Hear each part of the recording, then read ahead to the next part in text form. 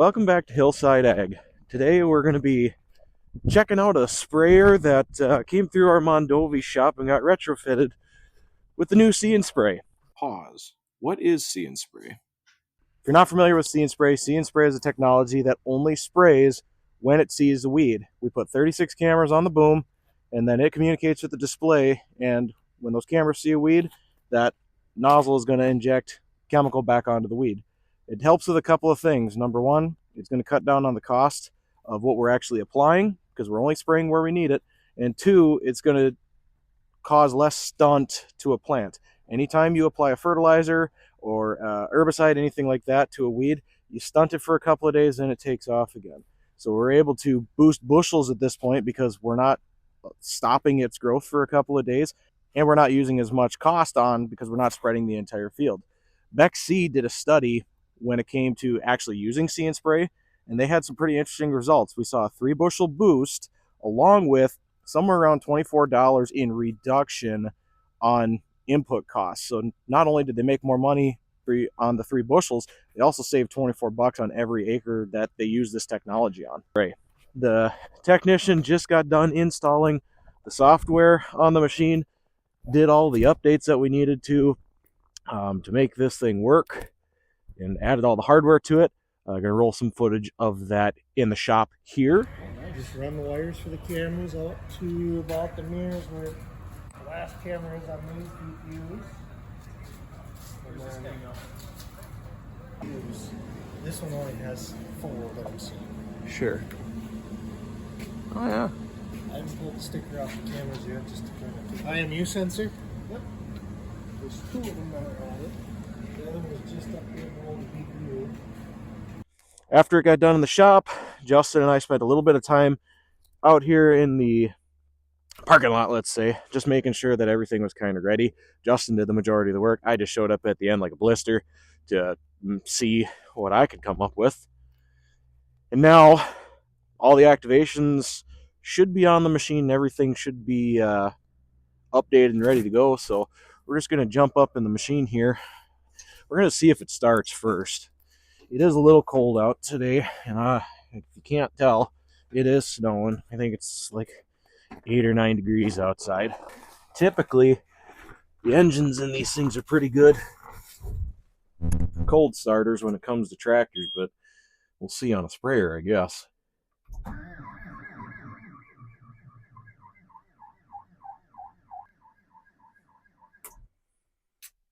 That'd be a no-go. Shoot. Since I can't unfold it, what we're looking at is that guy right there. That is one of the See & Spray cameras. That's all the way down the boom. They've added, you can see, camera there, camera there, camera there, past the icicle. But there is something cool that I do want to point out to you. That's a new feature. Look at that. So all these G5 screens now have the capability on new software to use Google imagery to actually see satellite images in the background of the map. It's very much now like your iPhone.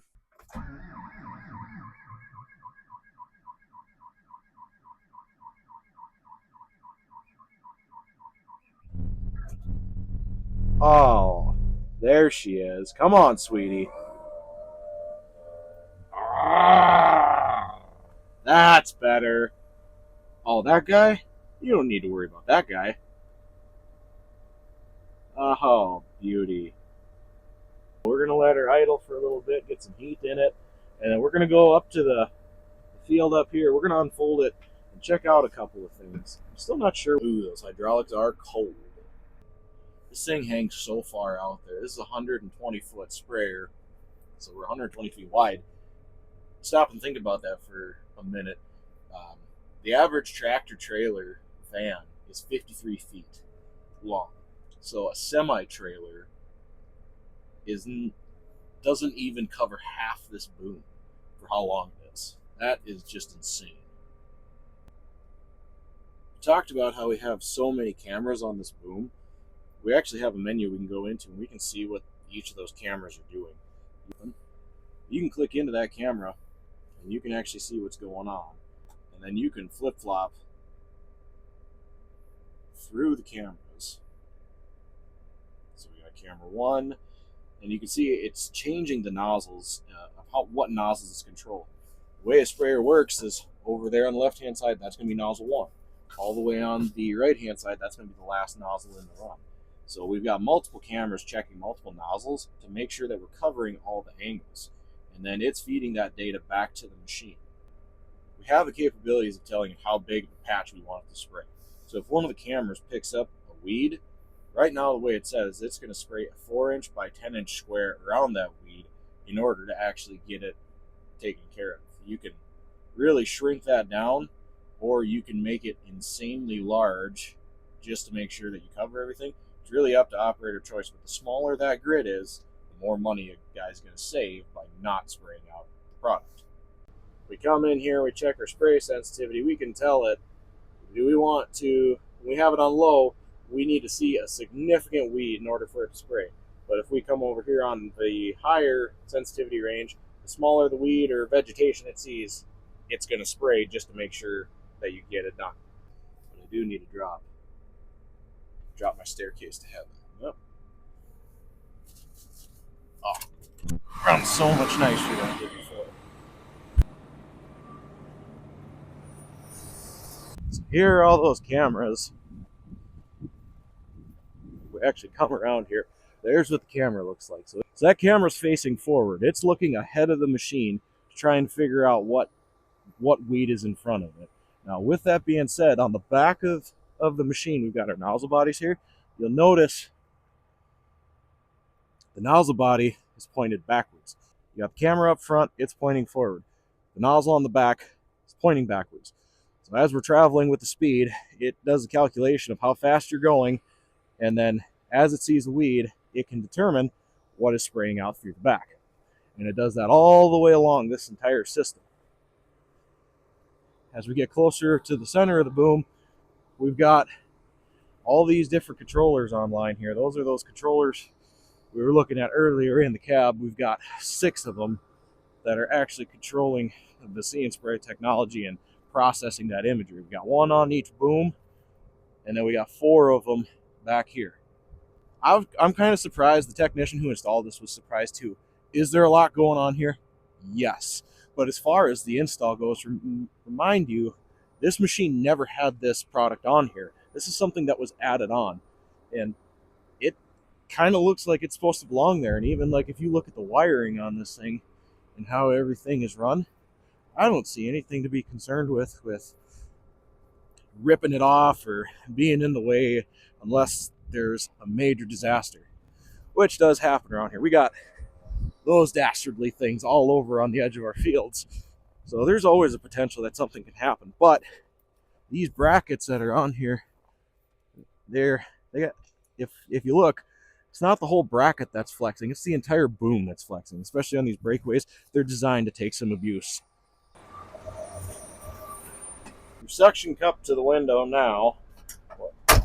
What I'm going to show you is we're going to go back to that camera status.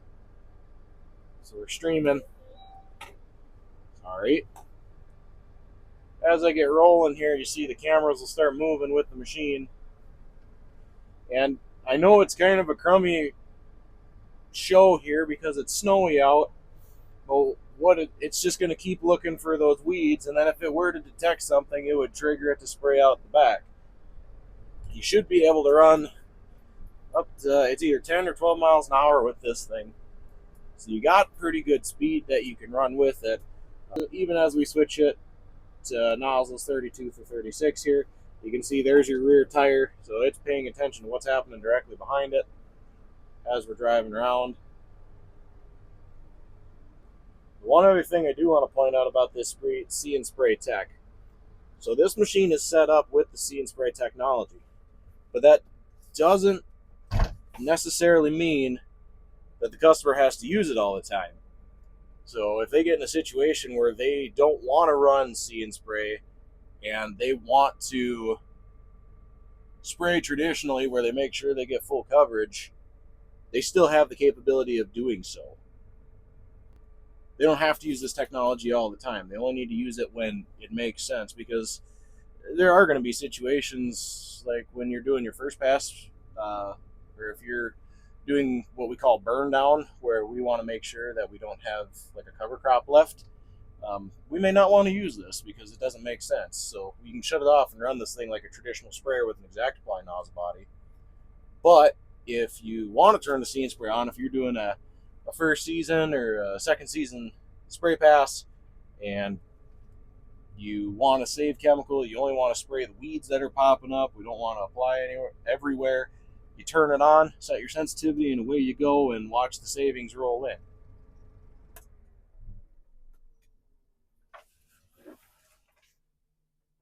Did your car do that when you shut it off?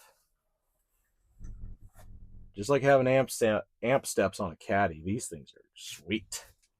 That, my friends, is a quick and dirty overview of what a See and Spray sprayer looks like retrofitted by a John Deere dealer. Unfortunately, we don't really get to run it today because, well, I'm not really going to be able to do much in the snow, and I'm not about to put chemical in an expensive machine like that and freeze it and break a bunch of stuff. But we will be able to see it out in the field later in its life, out in the wild, let's call it, doing what it's got to do. There are some good videos out there of this See and Spray tech working. I'm going to try and drop that down in the description below. So if you do want to see what it's actually supposed to look like in the field, you can see what that looks like. Otherwise, that's a See and Spray sprayer. Appreciate you guys tuning in, checking out this machine with me. We will see you on the next one.